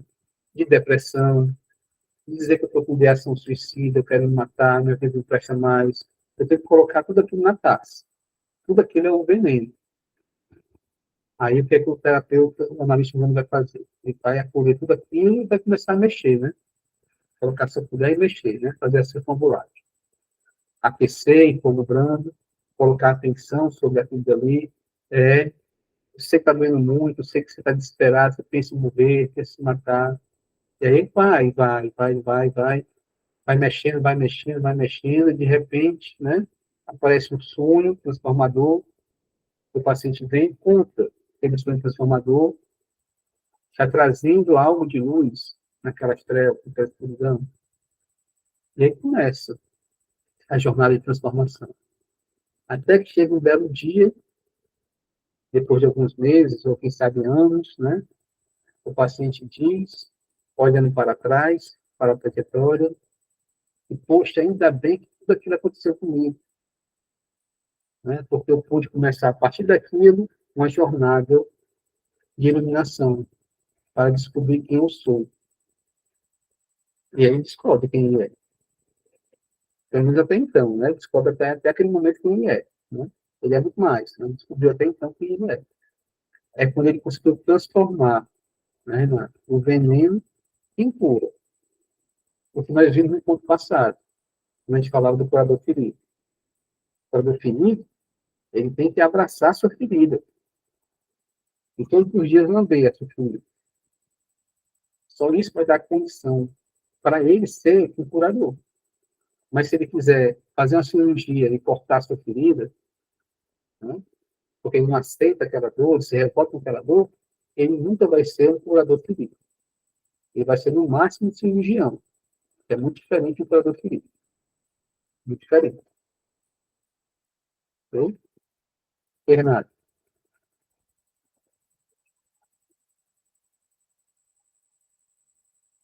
Renato, não conheço, Renato. Não conheço. Né? Se você conhecer, eu tiver a indicação de um livro, pode colocar aqui. Mas eu não conheço. E é até curioso agora, pesquisar sobre. Pergunta se conhece alguma ligação entre o mito de Almateia, a cabra que amamentou os Zeus, com seu chifre transformado em cornucópia, e a pedra filosofal. Beleza, Renato, vou dar uma pesquisada, vou atrás disso aqui. Fiquei interessado. Interessado. Beleza, gente? Então, assim, para a gente concluir o nosso encontro de hoje, estamos aqui na reta final. Tá?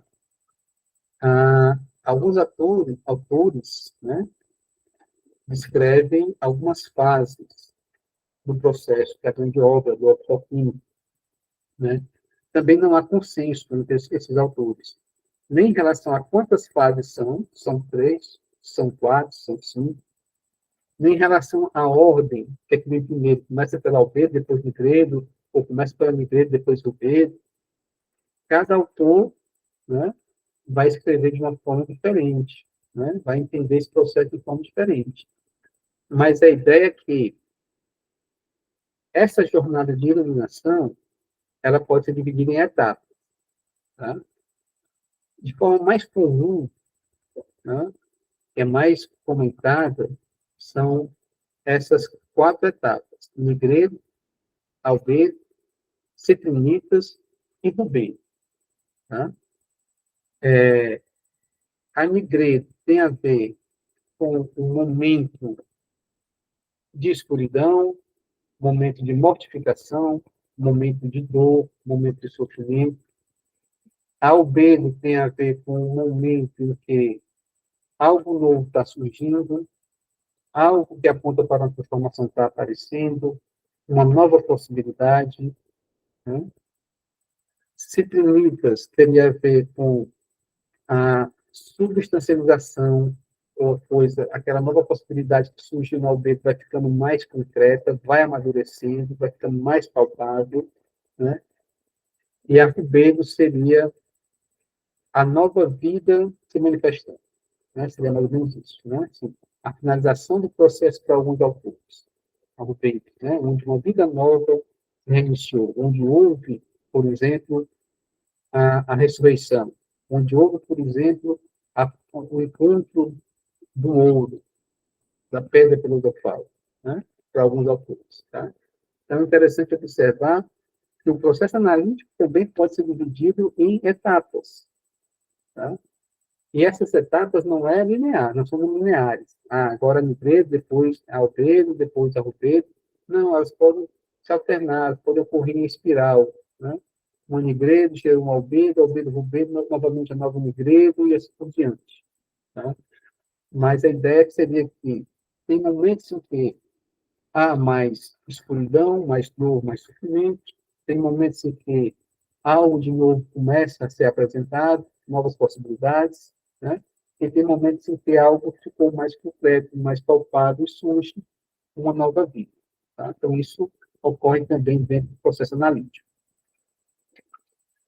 E para a gente finalizar, essas etapas, essas fases da grande obra também podem ser divididas em etapas. Tá? E aí você vai encontrar alguns autores comentando tanto essas etapas da alquimia, em uma dessas etapas, a regência zodiacal, e ligando essas etapas a processos químicos. Né? Por exemplo, a calcinática tem a ver com o processo químico de oxidação, né? Ou seja, tem a ver com você produzir algo.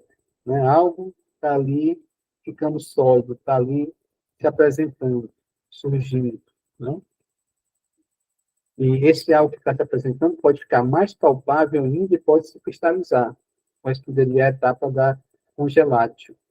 E esse algo que está se cristalizando, ele pode se fixar, seria fixátil. Né? E aí, esse processo avançando, aquilo que ficou mais palpável, mais concreto, ele pode passar por uma solútil, uma dissolução, uma fusão, ele pode se perder no meio de outras experiências, né? No meio de outros sentimentos, ele pode ser diluído, né? Ele pode ficar menos potente com essa solútil, ou seja, aquele paciente que tem uma dor enorme, à medida que vai falando daquela dor, que vai expressando aquela dor, ele consegue ir dissolvendo aquela dor através, por exemplo, do seu choro, da expressão daquela dor de forma física, através do seu choro, um tipo solútil. A digestio, né, seria a decomposição, né, você seria mais ou menos assimilar algo, né, você vai fazer uma análise redutiva até você encontrar a origem daquele processo, de onde tudo começou, e você assimilar isso, né, você digerir isso na sua vida. Tá? A destilatio seria mais ou menos a separação do sólido do líquido, separação de uma coisa de outra, né? Vamos fazer aqui a separação, vamos colocar aqui os pingos nos is, vamos deixar as coisas mais claras, seria mais ou menos isso. Sublimatio seria o aperfeiçoamento através da sublimação, que em outras palavras seria a elevação, tá? A transcendência, você olhar um problema de cima, você olhar um problema a partir de outro ângulo. Separatio seria você se separar daquele problema, você está diante de um problema ali insolúvel, a priori, né, a princípio. Né? De repente, quando você faz a sublimática, você passa lá de cima, você percebe que o problema está lá embaixo, e você está aqui em cima. Então, houve uma separação. A sua vida é a sua vida, aquele problema é aquele problema. Sua vida segue, independente daquele problema. Então, isso é um processo importante para que você possa avançar na sua jornada de autoconhecimento, né, e de ampliação da consciência. Seratio seria a fixação no estado semelhante ao da cera, seria você compreender um processo a partir de uma ideia mais abstrata, a partir de um conceito filosófico, por exemplo, você entender, por exemplo, que aquela tua jornada de sofrimento faz parte de um processo de iluminação, né? Então, você fez a Seratio ao fixar aquele processo de sofrimento em algo mais elevado, né? Então, mais suave, mais tipo cera, vamos dizer assim. Fermentátil, né? E a fermentátil, ela requer tempo, se deixar ali, né? Algo ali fermentando, né? Então, você esquecer aquele problema, deixar de lado, quando você cuida de outras coisas, quando você olha novamente aquele problema, ele fermentou, ele já não é mais um problema, na verdade, já é agora até um refrigerante, uma cerveja, algo bom que você pode tomar, um remédio, quem sabe, não é mais um problema. Né? Multiplicátil, né? Tem a ver com a expansão. Né? Então, quando você se depara com conhecimento, com autoconhecimento, a tendência é que isso se multiplique, isso não vai parar. Né? Você vai na expansão, você abre a sua mente, você passa a ter acesso a novas ideias, a compreender o mundo de forma diferente, e isso vai te dando mais insights, vai se multiplicando. E a projectile, né, que seria espargir o lápis pulverizando sobre os metais comuns, né? Então, você passa, então, a ser esse espalhador de luz, vamos chamar assim. Né? E, mais uma vez, a gente volta para aquela ideia do analista estar se trabalhando, para que ele possa, dentro da projétil, espargir o lápis, né, para outros metais comuns e ajudar outros metais comuns a se transformarem também em pedra filosofal.